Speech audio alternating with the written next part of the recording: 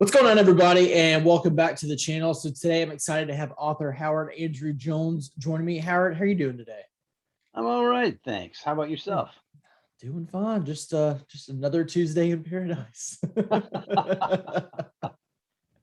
Just trying to balance work and balance having a 1-year-old and still trying to enjoy books and talking to authors and so forth. So it's an interesting balance, but I feel like I'm making it work okay.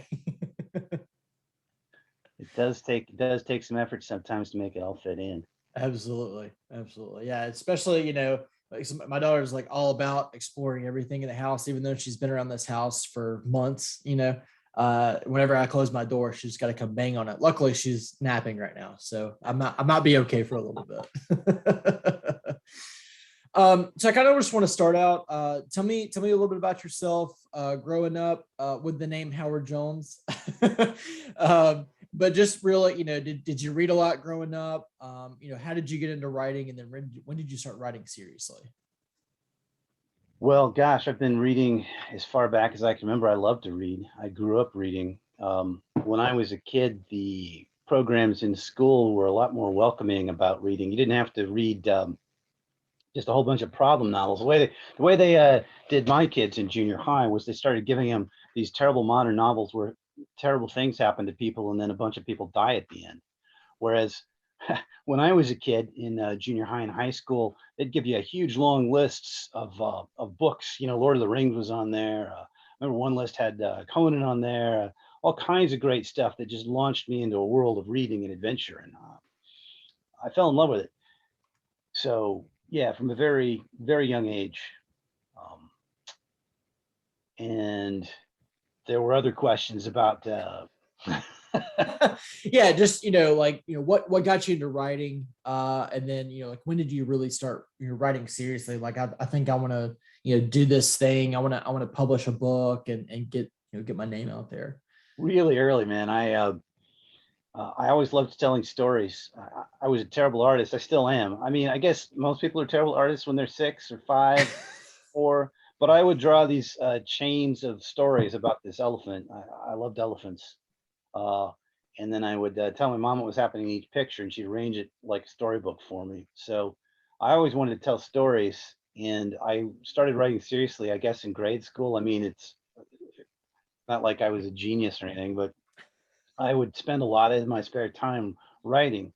And same in junior high, I guess, is when I got really serious. I started writing complete short stories. And by the time I was in high school, I was writing novels. Not that I would ever show these to anybody, but I was serious. I Mhm. wanted to do this thing. Of course, at various points in my life, I also wanted to be a beetle and a starship captain and a ninja and and a black belt. Now, I did eventually get a black belt, but There you go.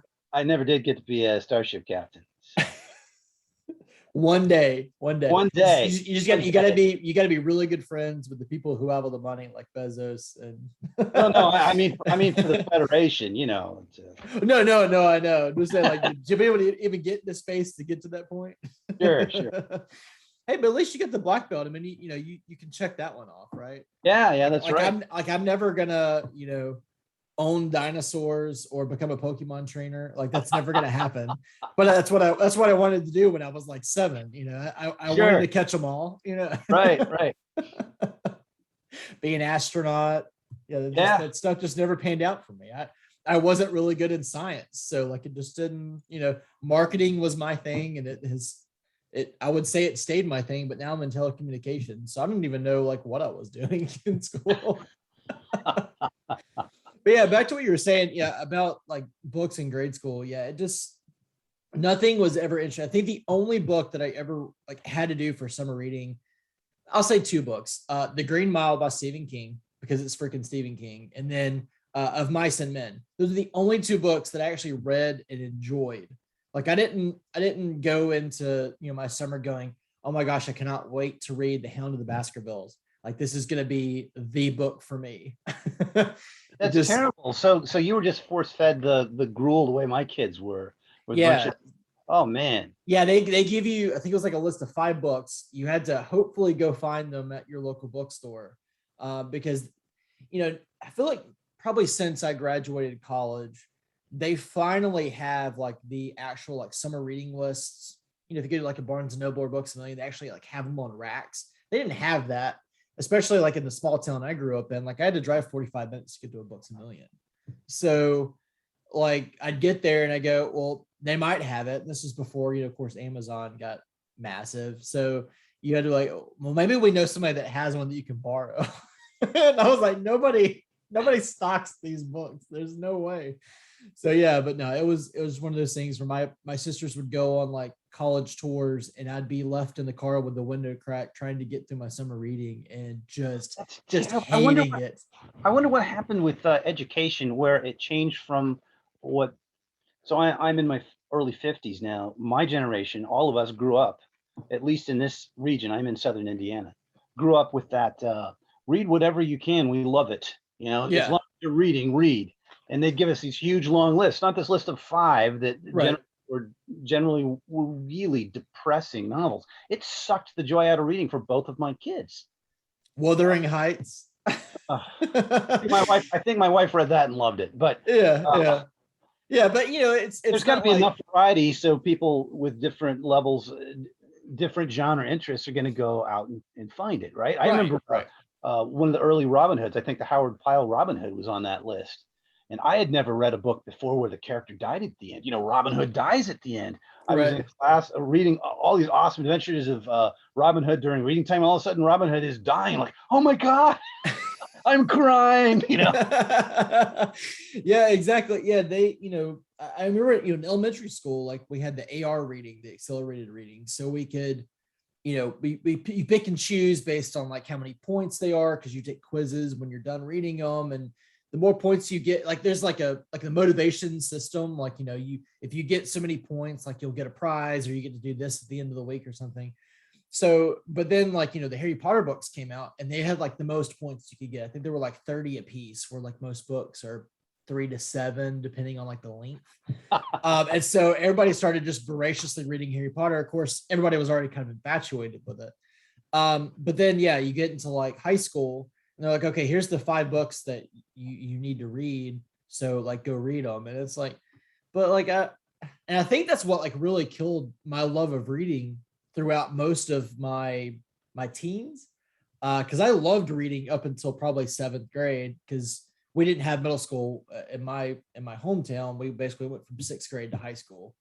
And so I didn't read like anything in high school or in college, and then I got out and that's when I actually started reading. So I missed out like on over a decade's worth of like amazing novels that everybody tells me, oh, you got to read this. I'm like, do you realize like how long the pile of books is that I have to catch up on? Because just at some point I was like, gosh, reading is horrible and I hate doing this. And now I'm like, gosh, I really wish that like I hadn't gotten so soured with it, you know, when I was there, because I had so much time to read where I was just playing video games. So, which, don't get me wrong, I loved playing video games, but reading is now, you know, taken the pedestal. So, I'm glad that you came through. You know, sometimes it feels like I'm trying to master a dying art because fewer and fewer people read, and I lay a lot of blame at the way reading is being encouraged in school. It's not being encouraged. It's being force fed. These things are good for you. Eat your broccoli. Right. As opposed to, you know, learn to read and explore what you want to read. Mm-hmm. Yeah. And luckily, you know, I mean, I can't say the same for schools, but luckily, you know, now we're getting all this diversity in writing. And so people of all walks of life are being able to find things that they can connect with. Whereas, you know, I would say in the last, you know, a decade ago or even before, it was all kind of similar. And so like all, you know, not everybody is represented and so forth. And so people kind of would get turned off by that. Well, I feel like while readership still probably isn't where I would think it should be, I think it's getting there. But you still see, like, I think Peter McLean posted something the other day, or he retweeted somebody that said that men don't read books. And I go, that is such a falsity. I'm like, maybe you just don't read books. Because I'm like, you know, I'm surrounded in this book community of men and women alike that are all reading at just insane clips. So Yeah, it's really interesting. But yeah, I mean, you asked me 7 years ago. I'm like, reading, God, it just takes so much time. So tell me a little bit about I guess your writing influences. Who were the writers you grew up with, or maybe even some writers now that you look at that would be influential to your writing? Gosh, I could spend a couple hours on that. Let's do it. When I was a kid in school, I loved Ray Bradbury. Uh, they'd have these big reader books, and you'd sit down. There'd be collections of short stories and little novelettes, and every semester you. Well, I was always thrilled when there was a Ray Bradbury story in there because that was speculative fiction. That was as close as you get to science fiction and fantasy. Most of these readers. So Mhm. when I was a kid, I loved Ray Bradbury and Robert Heinlein, and really, I was a science fiction kid.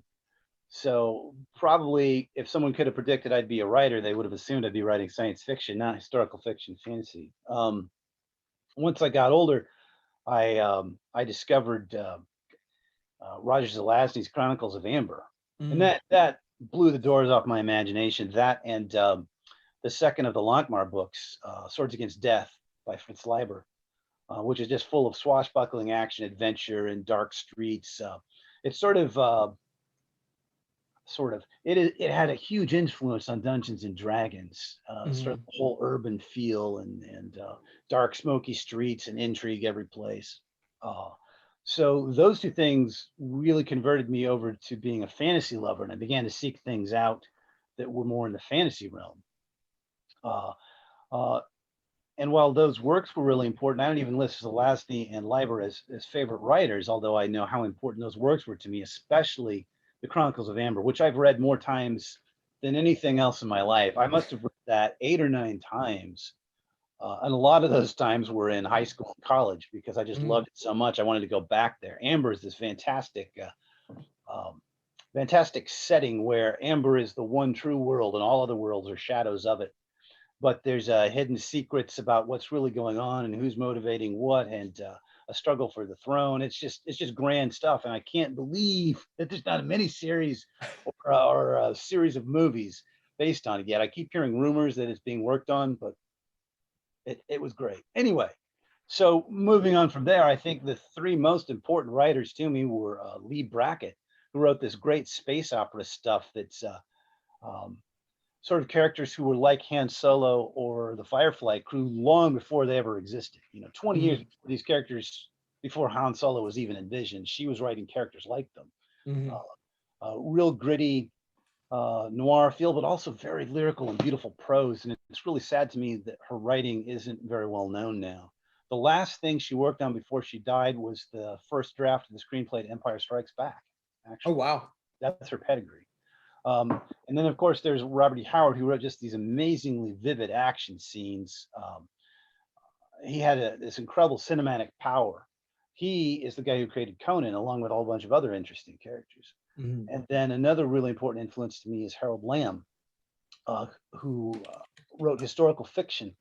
And one of the earliest historical fiction writers that you can still read just for fun. He had cinematic pace and he just pulls you in and draws you forward. And I take a lot of cues from all three of those. And then as my taste broadened out, I fell in love with like Raymond Chandler, the great detective writer, um, as well as Dashiell Hammett, another great detective writer. Um, I could go on and on and on. It's interesting. I've not read any Robert E. Howard. Now, I've got a lot of his stuff, and I have the audio. I'm planning on just and speak. Again with audio, I'm really going to go through Zelazny series. Audible had like this amazing deal that I never should have taken part of because I bought way too many audiobooks. But I bought like his entire Amber series in audio, so I'm just Well, like going to just binge through them. as far as Amber, be warned that there's two separate series. They frequently sell them as the same series, the same 10-book series, but they're very different. Okay. Uh, a lot of people, me included, would tell you that the first series is definitely superior to the second. The second series is narrated by a different character, and it seems to be missing that spark. Ah. The first one, don't read spoilers because things that you hear some characters saying may not be true, and it leads to a further mystery. And this secret isn't actually what's really going on. The deeper you get in, it's just beautiful the way it unspools. it was masterful. Yeah. I gotcha. Yeah, and I didn't realize that Robert E. Howard like died so young, and he must have just not slept and just wrote, because he wrote so much stuff in such like a short lifespan. He figured out how It's to do it. amazing. He figured out how to do it and do it well early. Yeah. Yeah.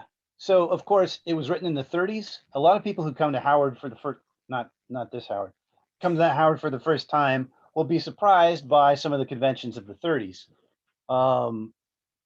Just it was a different time. You're going to have Right. to accept it.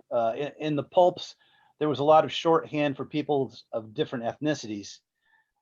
And they'll also say, oh, all the women in the Conan stories, well, not all, but most of the women in the Conan stories are just damsels in distress. Well, unfortunately, that's a lot of what the market wanted. He actually wrote a really cool series. He wrote 2.5 stories. He stopped at the half because he couldn't get anyone to buy him, featuring a female protagonist who's a swashbuckling warrior woman. Mm.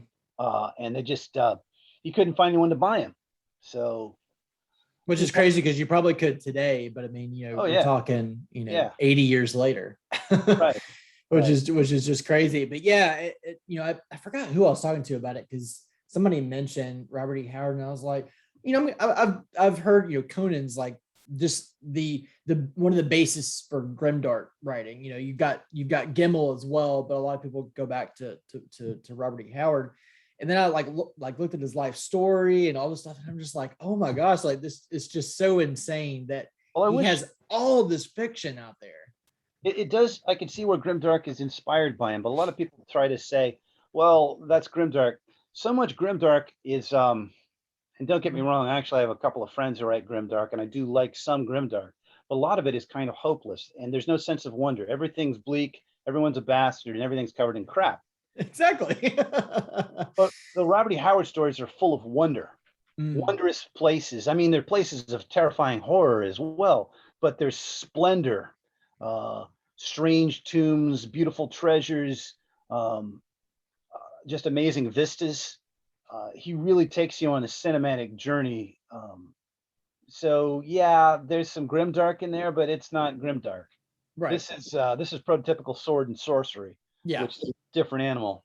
Right. And a lot of people say that like that sword and sorcery is like a dying art, but I think it's just because like we've convoluted so much of like what genre fiction is and subgenres and so forth, that nobody really knows what anything is anymore. Because especially like when it comes to like young adult, like people just think because there's a young protagonist that it's young adult, and it just clearly isn't the case. Like, the argument I always hear is about the Red Rising series by Pierce Brown. So like the first book very much feels like it could potentially be like on the same level as Hunger Games.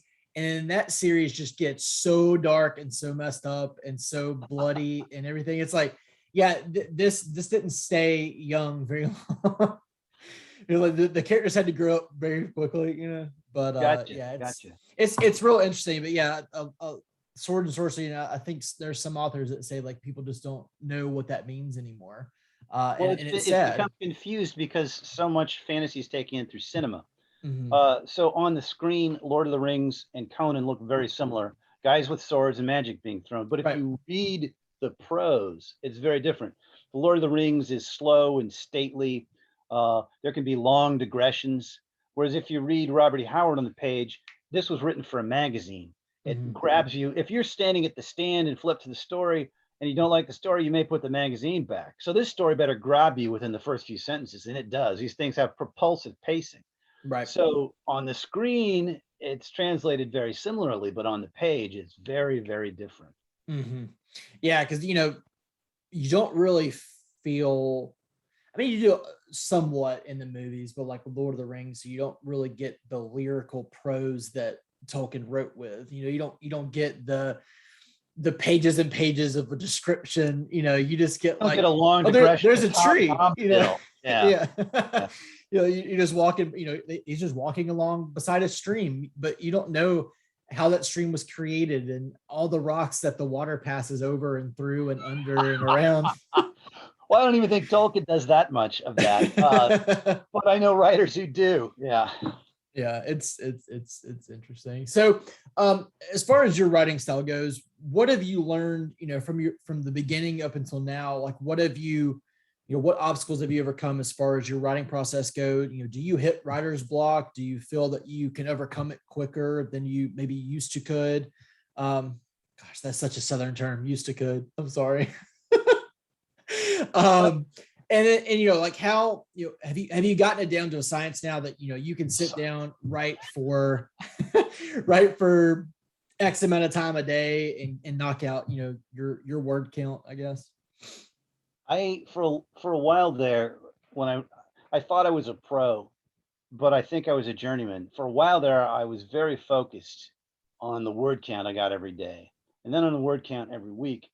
And then at that, suddenly I realized, well, wait a second. Sometimes I'm spending an awful lot of time making multiple revisions because I was so Mhm. focused on getting a certain amount of Mhm. words. So now I don't even worry about the words. I've got a method now that works for me. And of course, the trick is that you've got to find a method that works for you the best because it's going to be different for every writer.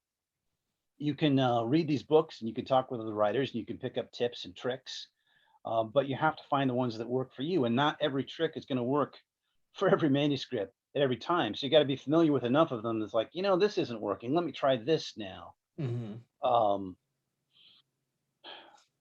I remember when I was talking with Scott Lynch one time, and I realized that he was just writing the scenes in whatever order he wanted. And that sort of gave me the permission to write the scenes in whatever order I wanted because I have so much respect for Scott. And that really freed things up for me. Anymore, I'm more of an architect who gardens on the side. So You not garden so, as a hobby? yeah, I hate losing control of the narrative. And if I garden, I lose control of the narrative and then I waste time and I hate wasting time. Mm. So what I do is I give a pretty loose structure and then I dive in deep for individual scenes or chapters, and I come up with a heavier structure, and then I begin to script them out. I don't try really writing full prose unless I can envision it perfectly what's going on. I'll just sort of script it out, almost like it's stage directions. Mm. And then if that works, then I no longer have the frightening empty page, and I hate the empty page. It's so intimidating. Mm. Dialogue comes easily to me, so I lean on that strength. If dialogue doesn't come easy to a writer, then they can't use that method. So basically, I have almost like a crappy screenplay with dialogue and a few. Okay, the character turns, suddenly a dinosaur attacks, whatever stupid stage directions going on there, and then that's kind of my rough draft. It's a scaffold, really. Mm. Uh, and then I go in and I write down the information I need to make it stronger, and then I make a polishing pass, and then I make a secondary pass, and by then it's working pretty well. Used to it would take a lot longer, but that's the current method. And that of course leaves out all the brainstorming and the character development and everything. But when I sit down to actually write with the characters and the plot in mind, that's what happens. Mm. All right, Tom. Um, so tell me about the Ringsworn trilogy. I don't know if you can do a synopsis so far, but tell me what is it about, and maybe the story so far, if that's a possibility. Well, sure. Well, I mean, the third book's going to be coming out in what, 2 weeks now, so the trilogy's done. The story is complete in and of itself, right? There isn't. So over the course of 3 years, you've gotten the three books. They're not standalones. You can't. I mean, you can start reading book two, but it would be like reading the Two Towers. You'd get something out of it, but you wouldn't get enough. Mhm. Um, What started this journey? yeah, exactly. Yeah. So I have crib notes. Let's face it, it's a little complicated. 3 books in, because I admired Chronicles of Amber so much, I wanted to tell a story where things that you hear may not be true, where there's secrets and secrets, not just about how the characters relate to each other, but about how the world actually works and people's motivations. And so I couldn't tell you what's happening in book three because I'd give away so many secrets that you find out just in book one. Here's the gist, though. There's a secret, not secret, there's an elite order of guardian warriors called the Altenori.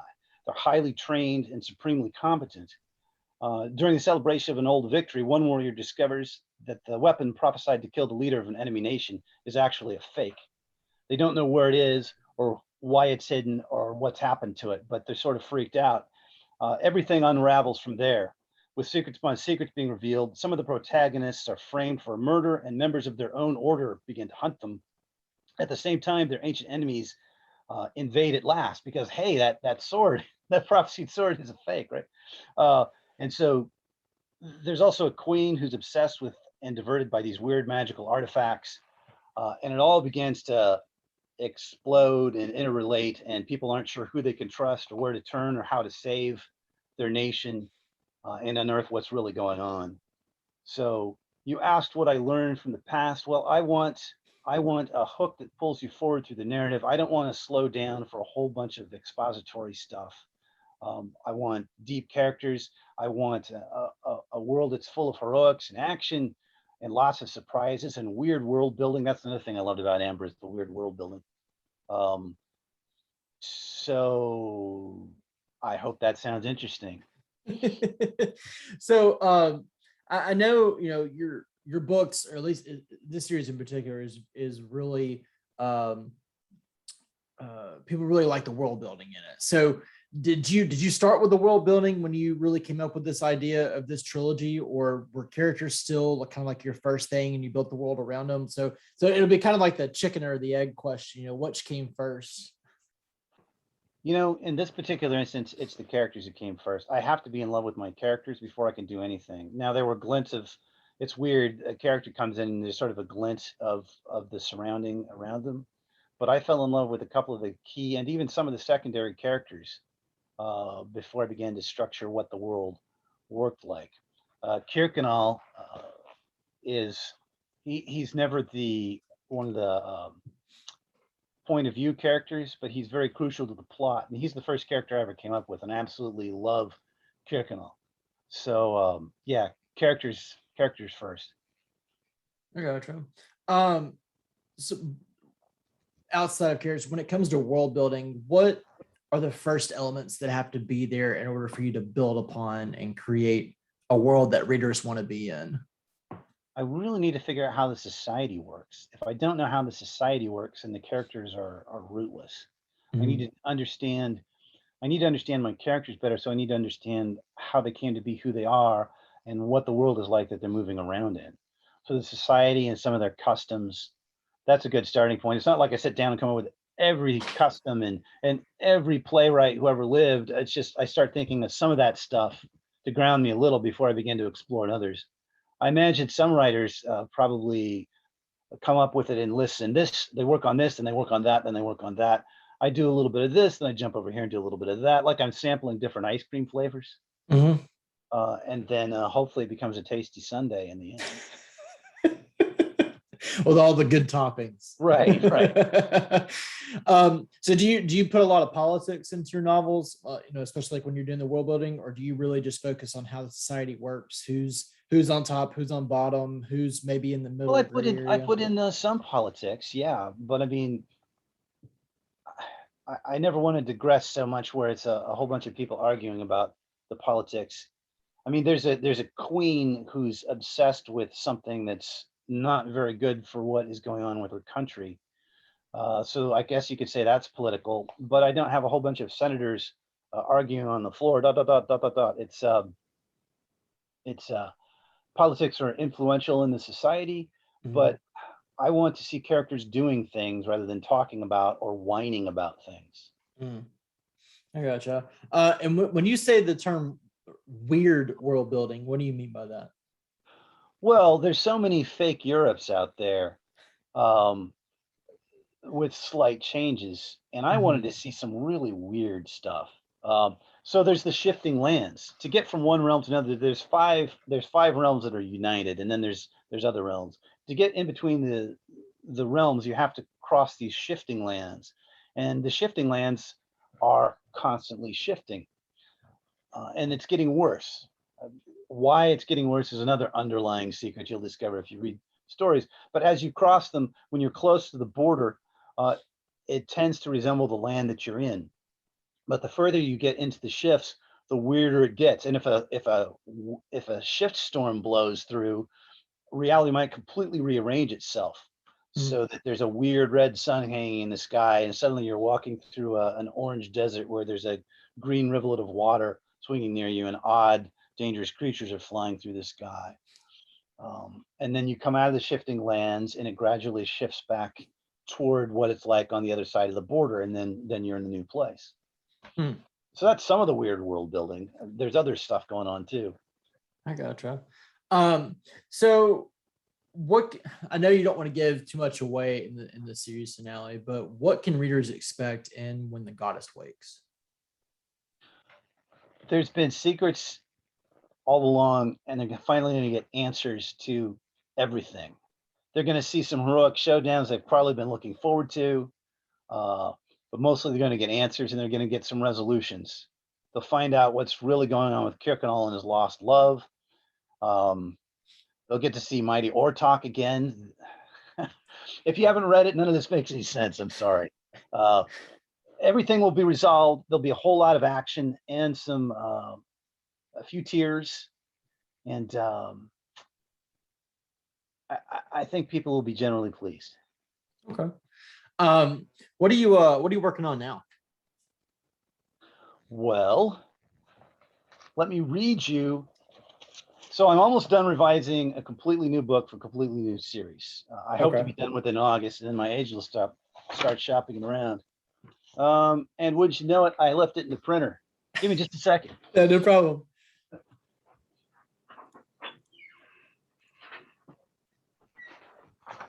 So this is sort of the fake blurb I've been working on for not the blurb, the fake back cover copy. Yeah. It's rough draft, but let me know what you think. So, okay.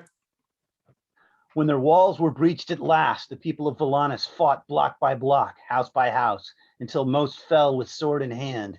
Less than 1,000 survivors were led away in chains. The city's treasuries were looted, its temples defiled, and then, to sate their emperor's thirst for vengeance, the mages of the Dervan Empire cursed Volanus and sowed its fields with salt.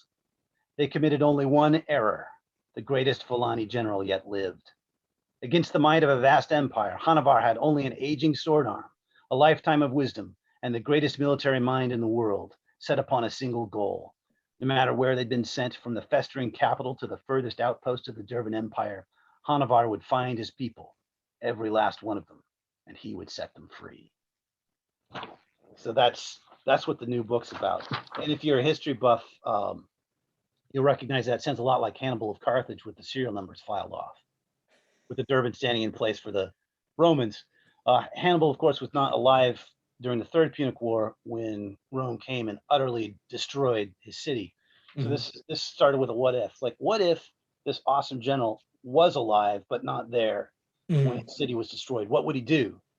And the obvious answer was, oh, vengeance. Well, I've seen so many vengeance novels. Like, well, no. What if he just wants to get his people out of there? What if he just wants to free whoever he can? So that's what it's about. I like it. And you did it in your movie voice too. That was, I did it in my movie voice. Perfect. I could do a DJ voice too, but that would have been even. In a world. Oh man. Speaking of, so we were talking a little earlier about the Lord of the Rings series coming out, Wheel of Time series coming out and stuff. Is there anything that that's coming out soonish that you're looking forward to? Like, I know we've also got Foundation coming out shortly. You've also got the new Dune movie coming out. I mean, there's just something after another. So are you able to keep up? No, I'm not. I've been doing so much reading and historical research. I'm doing a whole lot of historical research, not because this is set in a secondary world, but I want to take cues from Roman culture for the bad guys and things. No, I really haven't. As a matter of fact, I still want to get a Disney subscription for at least a couple of months so I can catch up on. I was such a huge fan of the Falcon when I was a kid.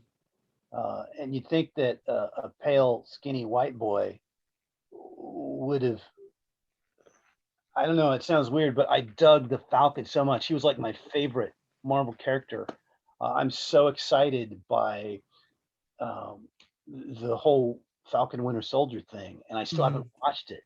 So, yeah, the Falcon spoke to me, man. He was such a cool character when I was a kid. It's like, I would read Captain America and the Falcon, and I would thrill to every scene that had the Falcon in it.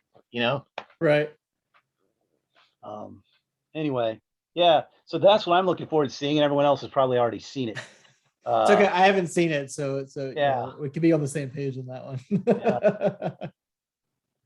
I mean, that's like me. Like I just like rewatch stuff that I enjoyed. It's like I'm rewatching the full Dexter series because they're having a new season come out in the fall. So like I'll watch some of the new stuff that comes out. Like I'll watch the new Suicide Squad movie that comes out at the end of this week. Just because I really like James Gunn. So anything that he does is pretty much gold in my book. So but yeah, I'm gonna try to keep up. But I mean, I still haven't even like watched the whole Witcher series. I mean, that was like 2 years ago. So, I'm afraid I haven't caught it yet. And yeah, and because I know they just released the trailer for the second season not too long ago. So I'm like, my well, at least I still have time. my family and I recently rewatched the Gravity Falls series, which we love, Hmm, and we also recently rewatched Full Metal Alchemist Brotherhood, which we okay. all love. That must have been the third or fourth viewing of that one. It's so much better than the regular Full Metal Alchemist. I guess with the original one, they took huge liberties with the story because the story hadn't been finished yet. But Full Metal Alchemist Brotherhood adapts the manga, and Okay. man, is that some great storytelling. Yeah, it's like one of my contributors and I have really gotten into manga. We read like all of One Punch Man up until I guess volume 22, and then we watched volume 22. And I've got the first two seasons of it that I really want to watch because I'm like, man, if the friggin' series is anything like the manga, that I'm like in for a treat. Like I friggin' loved it. And so now I'm going back and like reading all of the old Dragon Ball and Dragon Ball Z because I've got like all the shows too. Like it's Oh wow! just it's so much I fun. tried watching some One Punch Man. My son came home with it from college, and it was mildly entertaining, but I couldn't get into it. But I love some of the stuff. It doesn't take itself seriously. He trained No, so at hard, he all. went bald. I mean, Yeah, he did 1,000 push-ups, 1,000 sit-ups, and like yeah, ran. I forgot like 100 or 10 miles or something a day, and ended up yeah, going bald. yeah. Yeah, like the manga reads just like that too, because like he just like walks around like he's like, oh, I'm gonna go to the grocery store, and there's just like monsters all around him, and he just goes like that and kills them, and he's like, it's like not even like breaking a sweat, and like all these other people are around him, like like almost dying to try to beat something that he can just like flick. It's so hilarious, and it's nothing like I thought it was gonna be. Like I heard One Punch Man, and he goes, oh, he kills everything in one punch. Well, that sounds really boring, but it's like probably one of the best things I've ever read. So it's insane. So speaking of things you've read, what's something you recommend that you've read recently? Oh, let's see here. Oh, bringing the list out. I like it. Bring in the list, yeah. So there's 5 or 6 modern writers. I could list some writers who are famous, or go some old writers. And that's what I usually do. Instead, I'm going to talk about some writers who are writing now, who I don't think get enough recognition. So Let's do it. Ian Ellis wrote the Alchemy Wars. Amongst he has a couple of other awesome series, but the Alchemy Wars is sort of this steampunk alternate history thing where the clockwork robots, one of the adversaries, and they're awesome. There's 3 of them. The series is done. You don't have to wait for the next one to go out. The Alchemy Wars, great writer. Ilana C. Meyer, she wrote sort of a loosely connected trilogy. Unlike mine and Ian's, each one of hers can stand alone. You don't even have to read them, read the one prior, but you will enjoy them more if you do. It starts with Last Song Before Night, beautiful lyrical prose, almost a Celtic feel with this bard college and the hidden secrets with them and their machinations and how the world really works. That's really lovely. If you're wanting some grim dark with sword and sorcery feel, then turn to Scott Oden. He has a Mhm. trilogy going on right now, starting with A Gathering of Ravens, featuring an orc in a historical setting. Uh, and those are pretty awesome. Eric Knight, or E. E. Knight, has The Dragon Academy, and that has a little bit of a YA feel, but don't let that turn you off if you're not into YA. It's about a young woman who goes in to become a dragon rider. And there's 2 big books in the series so far, and I found them delightful. Um, Adults would like them too. And then finally, there's John Fultz's trilogy, The Books of the Shaper. And again, Mm. all 3 of those books are already out. and that has a real sort of Weird Tales, old school sword and sorcery vibe with the emphasis on the sorcery rather than the sword part. Um, Really purple evocative prose. He can really spin a moment with the sorcerers and creep you out and thrill you at the same time. Okay. Oh Hey, wait, and you know what? oh, I edit a magazine called Tales from the Magician's Skull. okay. Yeah. See, this says all new swords and sorcery. There's my finger. All There new you swords go. and sorcery. Yeah. Our sixth issue is about to go to press. Seventh issue is in layout currently, and it is just full of cracking great modern fiction that's propulsive. And if you want to look it up, again, it's Tales from the Magician's Skull. All right. I'll make sure I add that into the notes. Sweet. Yeah, I love it when people recommend authors that aren't either as thought of to be as well read, or maybe they just don't get the recognition that they need. I've actually got Ian's trilogy. I'm pretty, I would say I'm decent friends with Scott. He's a fellow Alabamian. Oh, good. And I've actually got Fultz series. Is that the one that starts with Seven Princes? Yes, it does. Yeah. So I've got that trilogy as well. Yeah, it's one of those that like I I saw had to and I'm check my like, bookshelf, and I realized I just loaned out Seven Princes to a friend. So the first one's Seven Kings, and that threw me for a second. The first one on my shelf is Seven Kings, but it is Seven Princes to start with. Yeah. Okay. Yeah. And I randomly saw that one and I grabbed them just mostly just based on the covers. Like they just got that real gritty, feel to them. Kind of reminds me of Cameron Johnston's got a book coming out from Angry Robot called The Maleficent Seven. And that kind of has a similar kind of cover vibe to it. So I would definitely probably recommend that one as well, just based on the vibe that I'm getting from it. But Howard, thank you so much for coming and chatting books and writing and the Ringsworn trilogy. I'm super excited to get to the finale. I know everybody that's been reading it up to now is as well. Best of luck shopping your next book. That sounds phenomenal. So good luck with that. Well, thank you And very much. we'll have to do this again sometime. I appreciate it. I've really enjoyed it. It's been a pleasure. Absolutely. Well, best of luck with the release, and we'll talk soon.